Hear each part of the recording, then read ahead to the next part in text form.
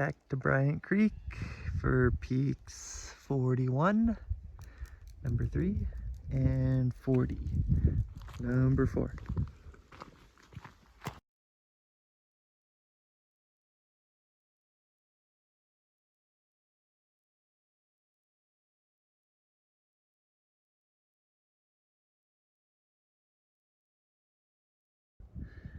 We're at the forks.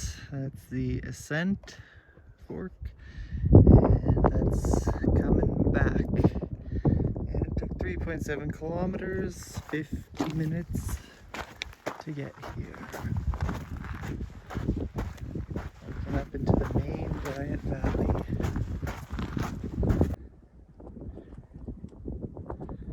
Peak number 2, off in the distance. Not going there today. So I've been down the low half of this second drainage, and I do remember it being exactly like this, where there's a lot of sand and all the rocks are pretty fast going. So this is good. That was the descent slope I came off of 2 last year, and new territory beyond that.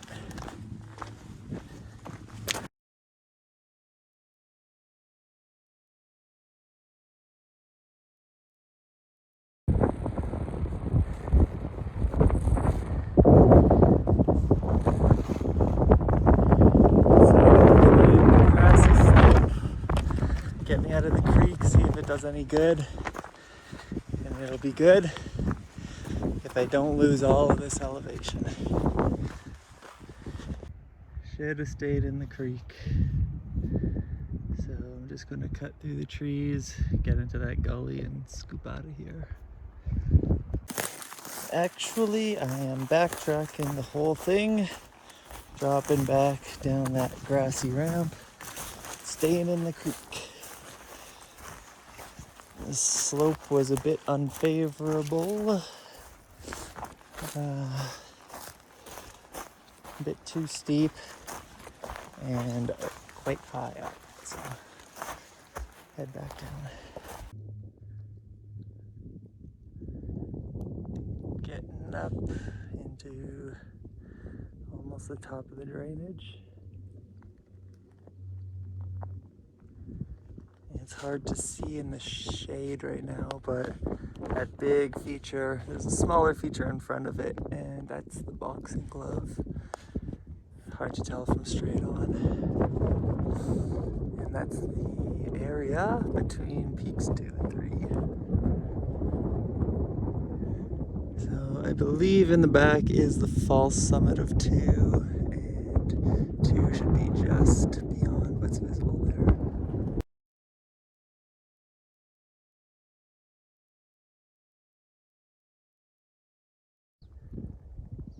Just working my way up on the looker's left side of the bundle of trees.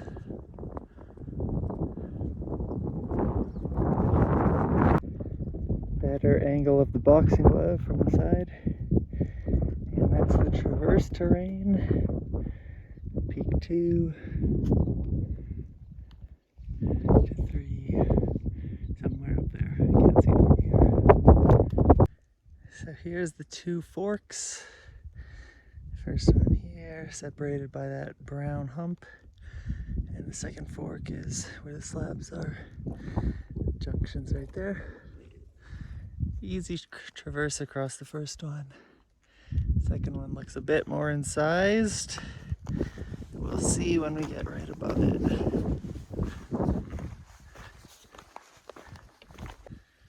Just had to climb up a little bit, and it cuts straight across.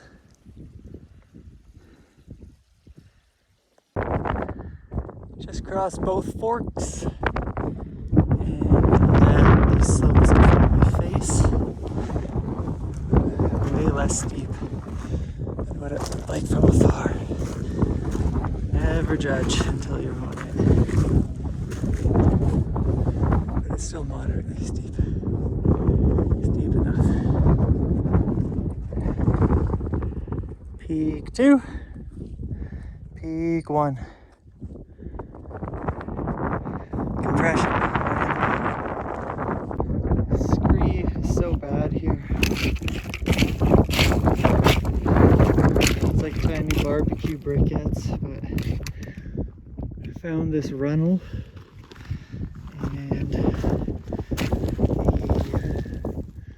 gravel and sand mix inside has turned almost cementy with the water runoff, so it's quite stable going through this. I'm gonna run up this thing instead of going on the treadmill scree. On the call, looking at peak 4.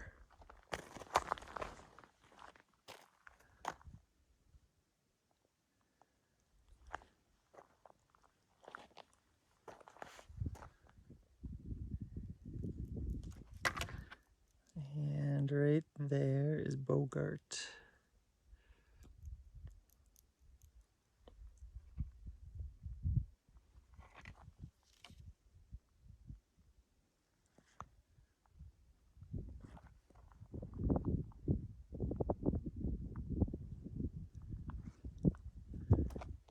And peak 3.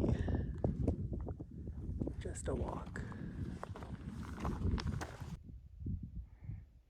Looking back at 3 again, there's Tiara, and that would be the end of the Porcupine Traverse. And this is Porcupine Creek to the south of the ridge.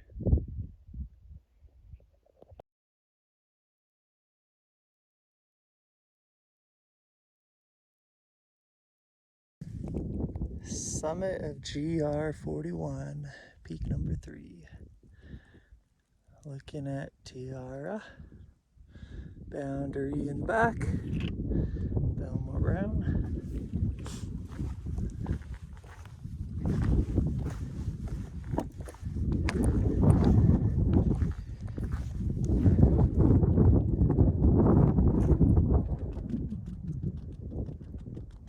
Peak 2, peak 1. Compression in the far back.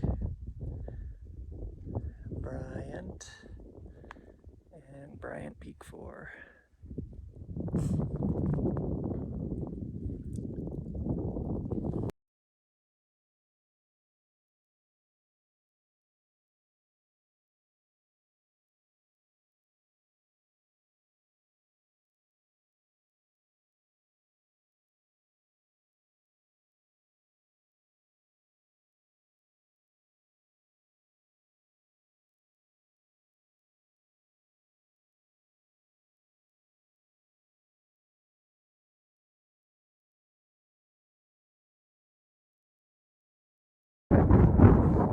Coming up from the Bryant route, that would be the snake around. As you come up on the ramp, past some slabs.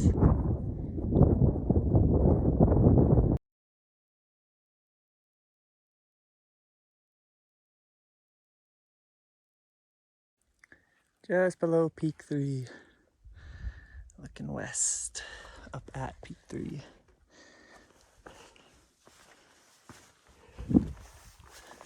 Pretty stable, blocky garden here.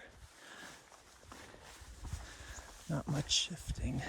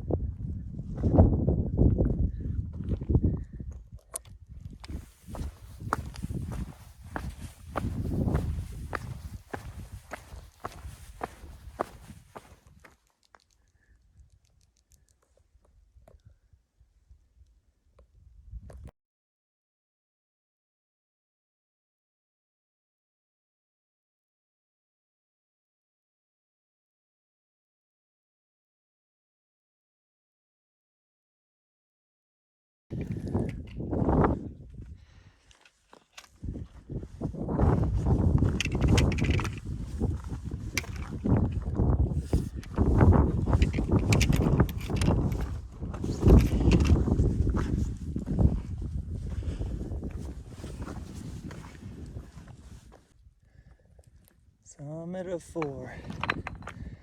Number 40 GR. This was shit block coming up. The last shoot, not consolidated at all.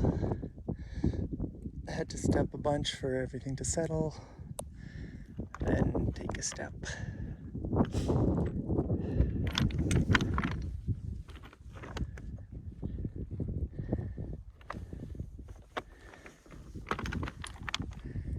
And we'll be heading down that way.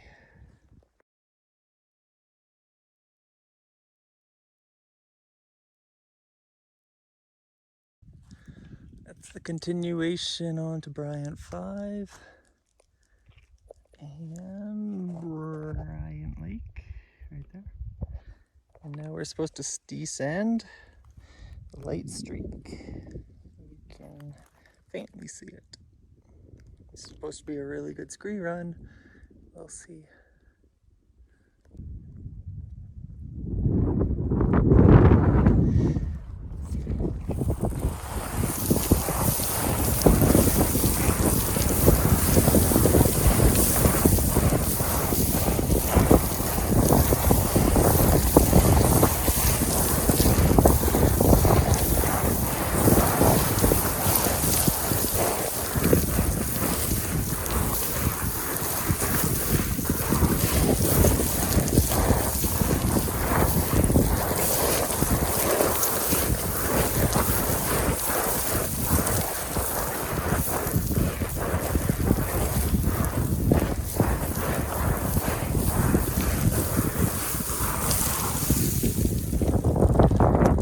It's so soft coming down this.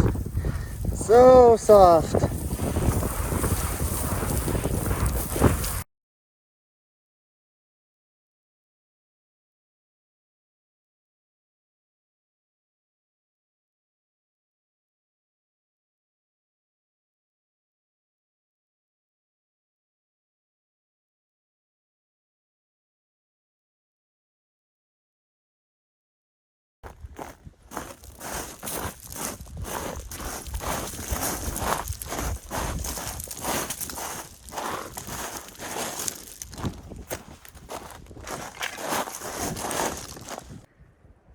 I did find the last remnants of that game trail and back in the main creek.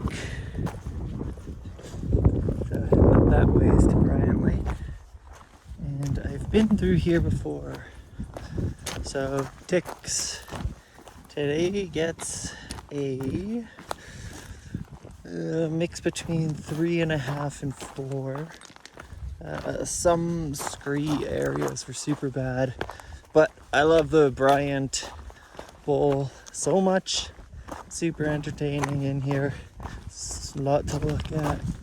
The creek walking is not bad. So it's gonna be easy getting out of here. 3.5, we'll call it as a final verdict.